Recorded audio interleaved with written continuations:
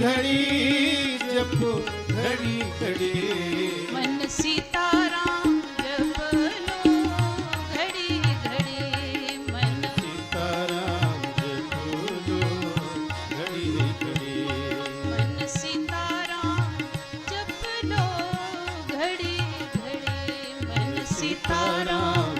जपो लो घड़ी घड़ी। हम लोग भी अगर राम जी का नाम जपें और हर क्षण हर परिस्थिति में चाहे जैसे रहें तो निश्चित है कि हमारी समस्याओं का समाधान भी भगवान का नाम ही कर देगा। हमें कहीं जाने की आवश्यकता नहीं होगी।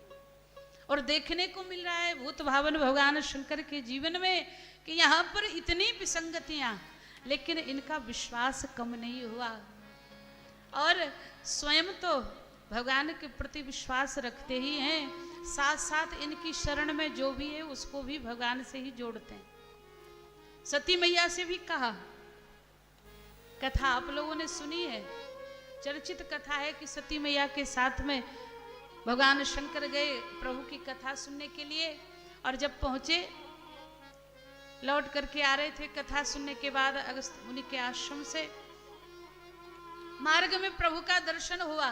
भोले बाबा को तो विश्वास था कि वनवासी वेशभूषा में भी भगवान को देख करके प्रणाम किया और कहा, जय सच्चिदानंद जग पावन अस कही चले मनोज न सावन। हे सच्चिदानंद ब्रह्म आपकी जय हो जय हो जय हो। सती मैया ने देखा, भ्रम हो गया, अरे ये भोले बाबा को क्या हो गया। साधारण से राजा के बेटों को प्रणाम कर रहे हैं, वो प्रणाम करें तो करें, कह रहे हैं हे सच्चिदानंद ब्रह्म। अरे जो पत्नी के वियोग में रोता हुआ जा रहा है, जिसको यह भान नहीं है पशुओं से पक्षियों से पूछा जाए, लताओं से वृक्षों से पूछा जाए, क्योंकि राम जी पूछ रहे हैं, हे खग मृग हे मधुकर श्रेणी तुम देखी सीता मृग नयनी। उसके बाद भी भोले बाबा कह रहे हैं सच्चिदानंद ब्रह्म, तो ये हो क्या गया भोले बाबा को, क्या पहचान नहीं पा रहे हैं कि ये तो साधारण से मनुष्य है। भोले बाबा समझ गए। सती मैया को भी कहा कि देवी पहचान लो, यही भगवान है जिनकी कथा सुन करके अभी आ रहे हैं। तो मन ही मन सती मैया बोली, हमने कथा सुनी होती तब तो भरोसा होता, हमने तो कथा ही नहीं सुनी। तो बोले कोई बात नहीं, मैंने इन्हीं प्रभु की भक्ति अगस्त मुनि को प्रदान की है। तो सती मैया बोली, जब कथा सुनते तब तो आगे की बात देखते, हमने तो ना सुना है और ना ही समझा है। तब तो भोले बाबा बोले, देवी उनकी बात जाने दो, उन्होंने क्या सुनाया और हमने क्या कहा, पर मुझ पर तो भरोसा है।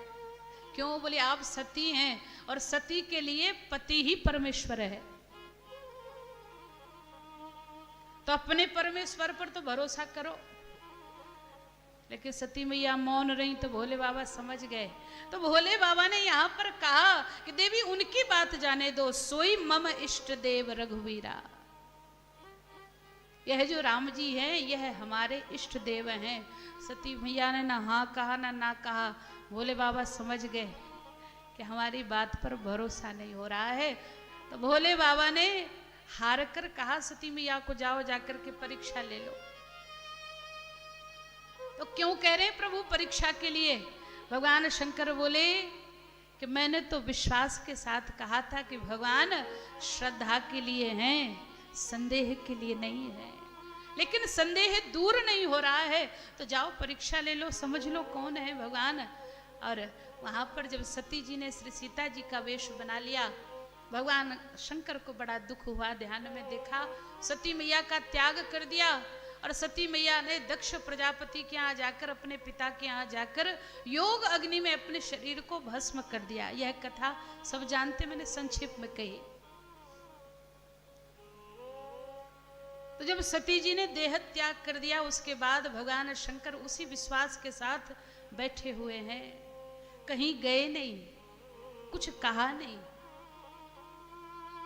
हम लोग ये अर्थ लगाते हैं जब संत महात्मा कहें, कथावाचक कहें भक्तजन कहें कि भैया भजन करो, तो हमको लगता है कि अब सब कुछ छोड़ना पड़ेगा तभी भगवान मिलेंगे।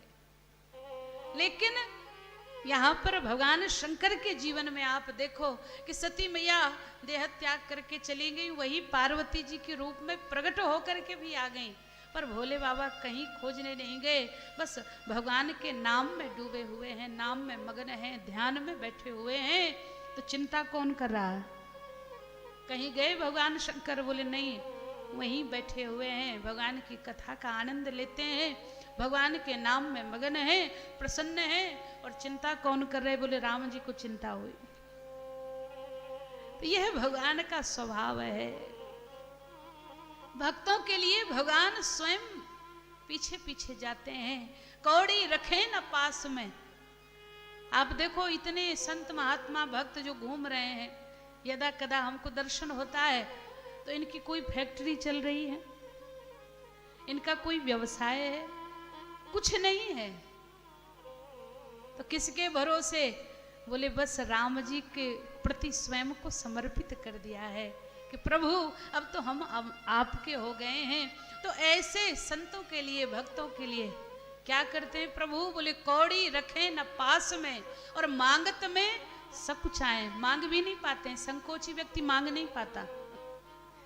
तो कौड़ी रखे न पास में, मांगत में सकुचाएं और ताके पीछे हरि फिरें, कहूं भूखे ना रह जाए। यह भगवान का स्वभाव है। तुम उनके बनकर तो देखो, तुम्हारे जीवन की पूरी जिम्मेवारी भगवान की हो जाती है, तुम्हारी अपनी कोई जिम्मेवारी नहीं रहती। और भगवान शंकर को भी जब देखा तो ध्यान में मगन बैठे हुए हैं और पहुंच गए प्रभु श्री राम।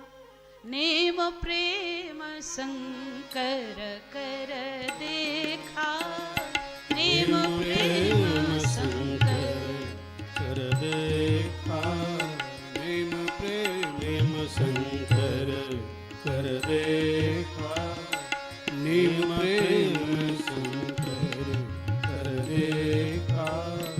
उपजा अविचल हृदय भगति के रेखा, अविचल हृदय भगति के रेखा। बहु प्रकार शंकर ही सराहा, बहु प्रकार शंकर ही सराहा।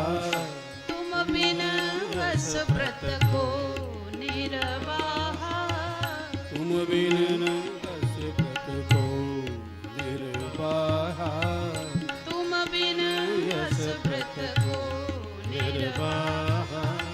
नेम प्रेम शंकर कर देखा, नेम प्रेम शंकर शंकर शंकर। भगवान शंकर को देखा, पहुंच गए प्रभु श्री राम और कहा धन्य हो भोले बाबा, आपकी जय हो जय हो जय हो। आप जैसा तो दूसरा कोई है ही नहीं। क्यों? बोले दुनिया वाले हमारे पास आते हैं तो हमसे आकर सब कुछ मांगते हैं, बस हम ही को नहीं मांगते हैं। लेकिन आप एक ऐसे भक्त हैं जिन्होंने दुनिया को तो छोड़ दिया, पर मुझसे जो नाता जुड़ा हुआ है उसको नहीं छोड़ा। सती जी का जब त्याग किया भगवान शंकर ने, क्यों? बोले सीता जी का वेश बनाया और मानो भोले बाबा कह रहे हैं कि हमारी माता का स्वरूप बनाया। अब इनको हम धर्म पत्नी के रूप में स्वीकार कैसे करें? और जब इस भाव से त्याग कर दिया तो राम जी ने कहा भोले बाबा से कि असव्रत तुम बिन को निर्वाह। इस व्रत का निर्वाह वहीं चढ़ा दूंगा।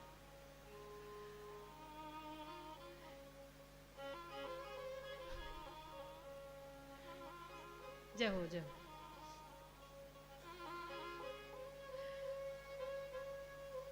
तुम्हारे अलावा इस व्रत का निर्वाह कोई दूसरा कर ही नहीं सकता। क्यों? बोले दुनिया के लोग जब आते हैं तो वो कहते हैं भोले बाबा तो कहते हैं कि दुनिया छूटे तो छूटे पर राम ना रूठे, और हम लोग कहते हैं कि भगवान को तो फिर मना लिया जाएगा। लेकिन ये जो अपने मिले हैं ये पता नहीं फिर मिलेंगे कि नहीं। किसने देखा भगवान को? आप कहोगे नहीं नहीं दीदी, हम तो रोज जाकर कहते भगवान से प्रार्थना करते, प्रभु हम तो आपके हैं, सब कुछ आपका है। अरे कितनी जोरदारी से बोलते हैं कि प्रभु हमें तो आपसे कुछ नहीं चाहिए, अर्थ न धर्म न काम रुचि। सही बताना, सबको याद है कि नहीं? ना अर्थ की इच्छा है, ना कोई कामना है, न मुक्ति चाहते हैं, अर्थ न धर्म न काम रुचि, गति न चहो निर्वाण, जन्म जन्म रति राम पद यह वरदान न आन। कहते हैं कि नहीं प्रार्थना में? सत्य घटना सुनाऊं आपको एक। ऐसे ही एक सज्जन रोज जाते थे मंदिर में, उनके परिवार में कोई था नहीं, अकेले ही थे। अब कुछ व्यवसाय करके कुछ पैसा इकट्ठा कर लिया था, तो सब जोड़ करके उन्होंने बैंक में जमा कर दिया खाते में। तो उनके पास में 30 लाख रुपए था। उनकी सेवा में एक सेवक रहता था, वो दिन रात उनकी सेवा करे, बहुत संभाल करे। और महाराज भगवान के मंदिर में तो रोज जाते थे, प्रणाम करते थे, मूर्ति के सामने 100 बार सिर झुकाते थे और यही स्तुति कहते थे। लेकिन उनका जो सेवक था उसको कभी तनख्वाह नहीं दी। 6 महीने से ऊपर हो गया, बेचारा बड़ा दुखी, कुढ़ता रहे भीतर से कि बताओ ऐसे मालिक मिले जो सुनते ही नहीं। तो रोज जाकर के प्रार्थना करें भगवान के आगे प्रणाम करके, अर्थ न धर्म न काम रुचि, गति न चहो निर्वाण। अब वो सेवक रोज सुने, उसको मन ही मन बड़ा गुस्सा आए, जानता था कि कितना जमा कर रखा है। तो एक दिन उससे रहा नहीं गया, जैसे ही भगवान के सामने प्रणाम किया तो रोज सोचता था कि बताओ ऐसा मालिक इतना रख रखा है, अरे कम से कम हमको तो दे, जो सेवा करता हूँ रात दिन इनके पास रहता हूँ, तो कुछ नहीं दे अलग से, तो जो सेवा कर रहा हूँ उसका ही फल मिले, हमारे श्रम की ही कीमत हमको मिलती रहे, तनख्वाह मिलती रहे, और दे ही नहीं। सो एक दिन गुस्से में साथ साथ गया पीछे पीछे मंदिर में, और जैसे ही उन्होंने जाकर के भगवान के सामने प्रणाम करके कहा, अर्थ न धर्म न काम रुचि, गति न चहो निर्वाण, इतने ही बोल पाए। तब तक पीछे से वो सेवक बोला कि यहाँ आकर तो कह रहे हो कि अर्थ न धर्म न काम रुचि, गति न चहो